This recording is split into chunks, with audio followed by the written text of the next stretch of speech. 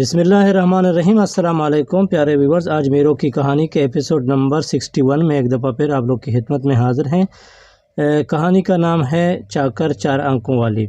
ناظرین، کل جدھر ہم لوگوں نے چھوڑا ابھی ادھر سے شروع کرتے ہیں۔ تو ناظرین، چاکر نے کیا کیا کہ چاکر دونوں بوڑھی ماؤں کے ساتھ بیٹھ گیا اور وہ لوگوں کو بولا کہ میرے کو ایک دن کا مہمان ٹھہرائیں، لہٰذا میں کل ادھر سے چلا جاؤں گا۔ تو دونوں بوڑھی ماؤں نے بولا کہ نہیں بیٹا، تم نہیں جاؤ، تم ہم لوگ کے ساتھ رکو اور ہم لوگ کے ساتھ جو بھی ہوئے گا ہم لوگ آئیں گے، تم کو دیں گے اور تمہارا خرچہ وغیرہ ہم لوگ برداشت کریں گے۔ لہٰذا ہر سال میں ہم لوگ آپ کو ایک ایک بکری کا بچہ بھی دیں گے تاکہ آپ لوگ اپنے کے لیے کچھ ریوڑ جمع کریں۔ تو چنانچہ ناظرین، چاکر خوش ہو گیا اور اس نے بولا کہ چلو ہم آپ لوگ کے ساتھ کام میں رہیں گے۔ لیکن بوڑھی ماؤں نے چاکر سے ایک التجا کیا کہ آپ جنوب میں جائیں، شمال میں جائیں، مغرب میں جائیں، لیکن مشرق کی طرف بکریوں کو چرانے کے لیے نہیں لے کے جائیں۔ ناظرین، اس بات سے چاکر تھوڑا حیران ہو گیا۔ تو چنانچہ دونوں کا اتفاق تو ہو گیا، تو اس نے بکریوں کو چرانا شروع کیا۔ 2-3 دن بکریوں کو چرانے کے بعد تو اس نے دیکھا کہ بکریوں میں تو کچھ نہیں ہونے والا ہے۔ ایک دن انہوں نے کوشش کیا تو بکریوں کو مشرق کی طرف لے کے جاؤں، لیکن اس نے کیا اس نے تھوڑا مشرق جانے کا کوشش کیا تو پھر اس نے بکریوں کو گھما دیا۔ گھمانے کے بعد وہ رات کو گھر میں آیا تو اس نے سوچا کہ یار، تو بوڑھی ماں تو دونوں اتنا دیکھتے نہیں ہیں اور ہم جنگل میں جاتے ہیں تو وہ لوگوں کو کیا پتہ کہ میں بکریوں کو کدھر چرایا کدھر نہیں۔ تو چنانچہ میں کل کوشش کروں گا کہ بکریوں کو مشرق کی طرف لے کے جاؤں گا۔ چنانچہ چاکر اپنے باتوں میں اور اپنے خیالاتوں میں ایسا چڑھا ہوا تھا اور اس خیالاتوں میں بزی تھے کہ فوراً دونوں بوڑھی ماؤں نے اس کو بلایا کہ بیٹا ابھی آ جاؤ، شام کا کھانا کھاؤ۔ تو اس کا خیالات یہی جگہ میں ٹوٹ گیا۔ تو ٹوٹنے کے بعد ناظرین، اس نے کیا کہ اس نے رات کا کھانا کھایا اور سو گیا، اور یہی وہم و گمان اپنے دل میں رکھا کہ میں کل انشاءاللہ زندہ رہوں گا تو بکریوں کو مشرق کی طرف لے کے جا کے ضرور کچھ کوشش کروں گا دیکھنے کے لیے کہ وہاں کچھ نیا کیا ہے کہ ہم کو بوڑھی ماں منع کرتے ہیں۔ تو ناظرین، جب صبح ہو گیا تو اس نے بکریوں کو شمال کی طرف سے نکالا گھر سے اور سیدھا چلا گیا۔ تو چھوٹے بکریوں کو بند کرنے کے بعد بوڑھی ماں نے دونوں اس کو خدا حافظ کیا اور اس کو بولا کہ آج تم کون سا سائڈ میں بکریوں کو لے کے جائے گا؟ تو چاکر نے بولا کہ میں آج بکریوں کو شمال کی طرف لے کے جاؤں گا۔ تو دونوں بوڑھی ماؤں کے آنکھوں کے سامنے تو اس نے بکریوں کو نکال کے شمال کی طرف روانہ ہو گیا، لیکن جب نظروں سے روپوش ہو گیا اور تھوڑا دور چلا گیا تو چاکر نے اپنے من مانی کے لیے اور وہی بات کو پرکھنے اور آزمانے کے لیے تو اس نے بکریوں کو الٹا گھمایا اور سیدھا اس کا منہ مشرق کی طرف دے دیا۔ چلتے چلتے ناظرین، وہ جنگل میں بہت دور ہو گیا۔ تو اس نے دیکھا کہ یہ جنگل تو وہی سیم جنگل لگتا ہے، اس میں سے تو کچھ نہیں ہے، تو کیوں بوڑھی ماؤں نے میرے کو 3 سائڈ جنگل چرانے کے لیے منع نہیں کیا، بس اس کو مشرق میں لے کے جانے کے لیے منع کیا۔ ناظرین، آخرکار جب چاکر بہت دور چلا گیا تو اس نے بہت دور سے ایک باغ دیکھا کہ وہ باغ بہت خوبصورت اور اس میں بہت طرح طرح کے میوے اور جھاڑ اور اچھے گھاس لگے ہوئے تھے اور بہت سرسبز باغ تھا۔ ناظرین، جب اس کا بکری باغ کے قریب پہنچا تو باغ کے سائڈ میں کچھ حفاظت کے لیے جھاڑ اور جنگلہ اور فینس وغیرہ نہیں لگے ہوئے تھے، تو پورے بکری فوراً باغ کے اندر یعنی وہی گارڈن کے اندر داخل ہو گئے اور اس کے اچھے قیمتی اور خوشبودار اور نہ جانے کیا پھول سجے ہوئے تھے، سب گھاسوں کو کھانے اور خریدنے لگے اور پورا چیزوں کو خراب کرنے لگے۔ ناظرین، جب بکری جاتا ہے تو کوئی چیز کو کھاتا ہے اور کوئی چیز کو کروچ کے پھینک دیتا ہے، تو چنانچہ اس کے باغ کو کافی نقصان ہو گیا۔ تو چاکر بھی حیران ہو گیا کہ شاید اس کا اگر مالک آ جائے گا تو میرا خیر نہیں ہے کہ میں نے اس کا قیمتی باغ کو کتنا نقصان دیا۔ بوڑھی ماؤں نے سچ بولا تھا کہ ادھر نہیں لے کے جاؤ، شاید میں پھنس گیا۔ تو ناظرین، چاکر نے بڑی مشکل سے بکریوں کو کنٹرول کر کے باغ سے نکال دیا باہر۔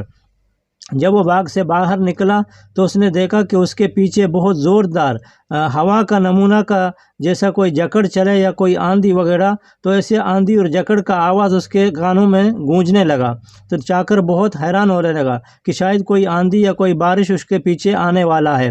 تو چاکر نے بہت کوشش کیا کہ بکریوں کو نکال کے گھر کی طرف روانہ ہو جائیں۔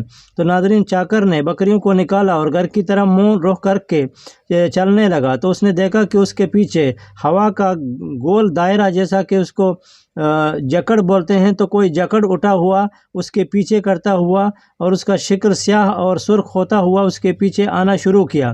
تو ناظرین چاکر بھی بہت حیران ہو گیا، تو اس نے 2 آنکھوں کو بکریوں کی طرف راغب کیا اور 2 آنکھوں کو اس نے یہی جکڑ اور یہی طوفان کو فالو کرتے ہوئے دیکھ رہا تھا کہ اتنا دور نہیں گیا کہ وہی طوفان اور وہی ہوا نے اس کو پورا لپیٹ میں لیا۔ ناظرین جب ہوا چلا تو پورا چیز ادھر دیکھنے کے بجائے سب زمین اندھیرا ہو گیا۔ تو تھوڑی بعد جب ہوا کا جکڑ اور دھول نیچے بیٹھ گیا تو اس نے دیکھا کہ اس کے سائڈ سے ایک بڑا بلح اور جن اس کے ساتھ کھڑا ہے۔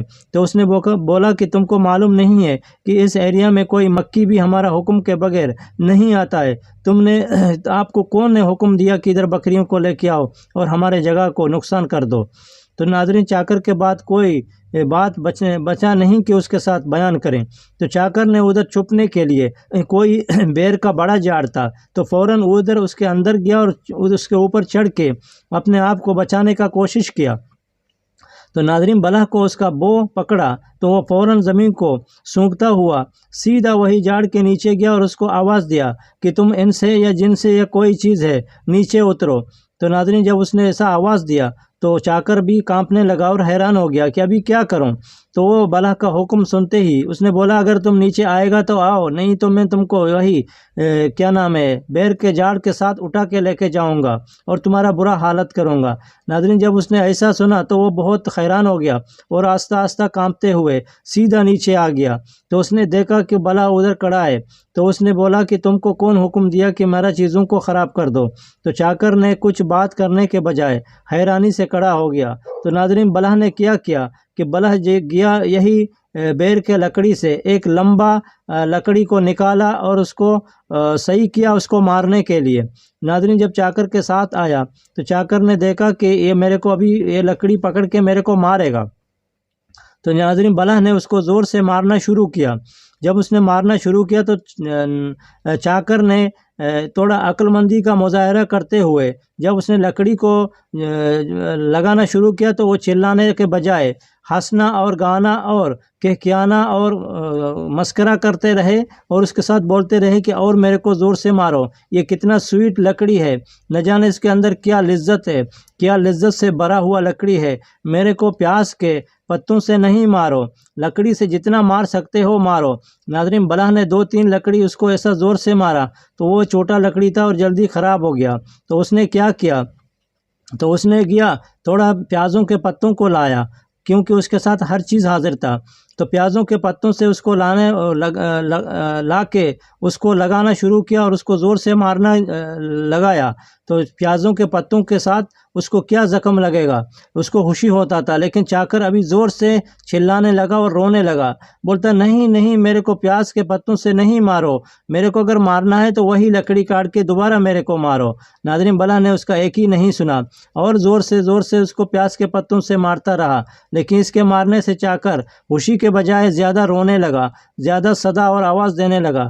بلح نے سوچا کہ اس میں کیا لذت ہے، وہ بار بار التجا کر رہا ہے کہ میرے کو پیاز کے پتوں سے نہیں مارو، اگر مارنا ہے تو وہی لکڑی سے مارو۔ تو ناظرین بلح نے وہی لکڑی کو چھوڑ کے پھر گیا، پیازوں کے پتوں کو چھوڑ کے پھر گیا ایک اور بھی بڑا لکڑی لمبا کاٹ کے لایا اور پھر چاکر کو اس کے ساتھ پیٹنا شروع کیا۔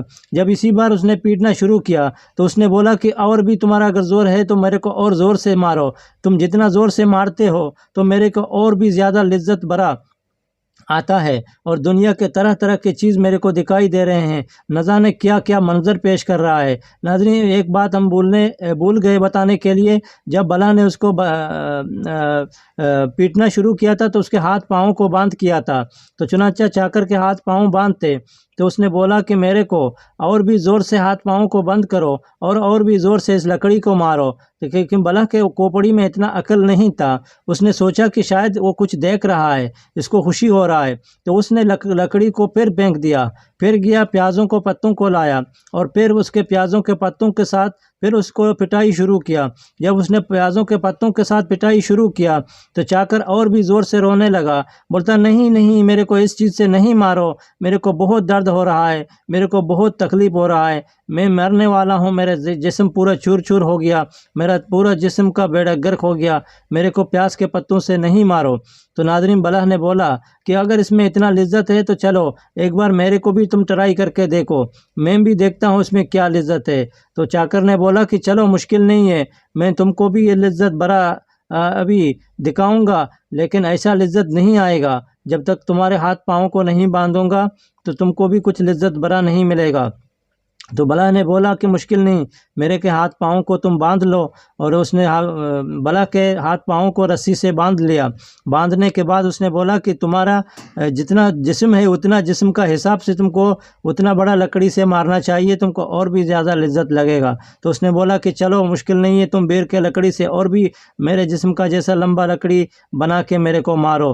ناظرین چاکر نے اس بار بلح کے مارنے کے لیے اپنے لکڑی کے بجائے اس نے اور بھی موٹا اور بھی لمبا لکڑی کو کاٹ کیا اور بلح کو پٹائی کرنا شروع کیا۔ اس نے اتنا زور سے بلح کو مارا کہ بلح ادھر رونے لگا اور کانسنے لگا، بولتا ہے میرے کو کچھ لذت ابھی تک نہیں دکھائی دے رہا ہے، میرا جسم پورا ابھی درد کر رہا ہے، میرے کو مارنا بند کرو۔ چاکر نے بولا کہ تھوڑا صبر کرو، اور بھی میں زور سے ماروں گا، دیکھوں گا کہ تمہارے ساتھ لذت آنا شروع ہو جائے گا۔ تو ناظرین چاکر نے عقل کے بجائے اس کو ایسا مارا کہ اس کا بہت برا حال ہو گیا، اور اس نے اپنا بدلہ ایسا لیا کہ وہ بلح بھی حیران ہو گیا۔ تو اس نے بولا کہ میرے کو ابھی کول دو، نہیں مارو، میرا مطلب روح کو ختم نہیں کرو، یہ باغ بھی تمہارا ہے آج کے بعد۔ تو چاکر نے بولا کہ میں تمہارا جیسا کم عقل نہیں ہوں، اگر میں تم کو ابھی ماروں گا یہ باغ خود ہمارا ہو جائے گا، تمہارا بھی دینے کا ضرورت نہیں ہے۔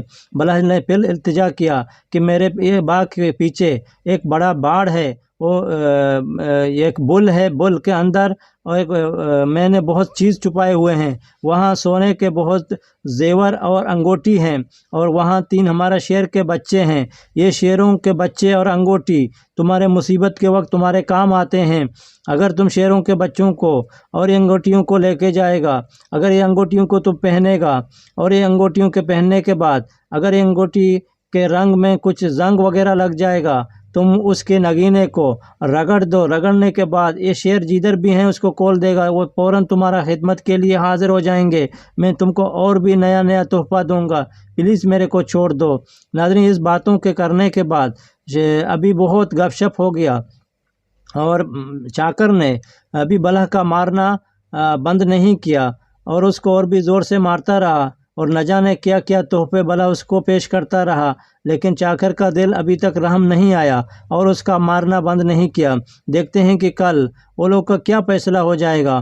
امید ہے کہ آپ بھی انتظار کرتے رہیں گے۔ قصے کا رائٹر ہے علی جمعہ زامرانی اور ریسرچ کرنے والا ہے نصیر عاقل رند۔ آج بس اتنا، ڈیلی ہم سفر کو دیں اجازت۔ خدا حافظ، ٹیک کیئر، گڈ بائے۔